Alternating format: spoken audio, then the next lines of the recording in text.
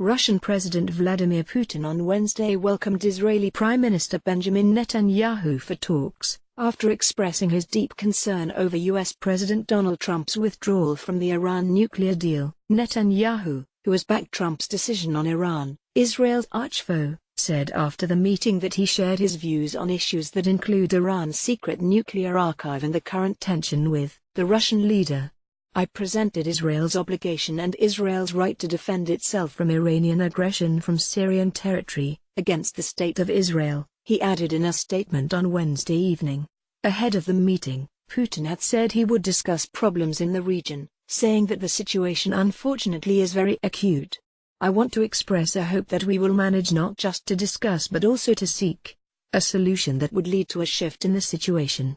In comments to his National Security Council, Putin expressed his deep concern over Trump's decision announced on Tuesday and stressed the importance of the accord with Iran. Netanyahu, before leaving Israel for the visit, said that the meetings between us are always important and this one is especially so.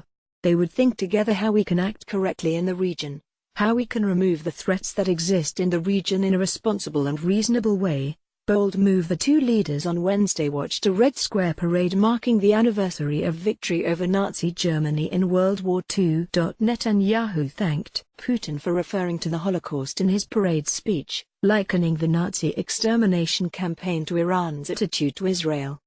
"It's hard to believe, but 73 years after the Holocaust, in our Middle East there is a country, Iran, that openly calls for the destruction of the State of Israel," he said in translated comments. "But there is a difference between what was then and what is today.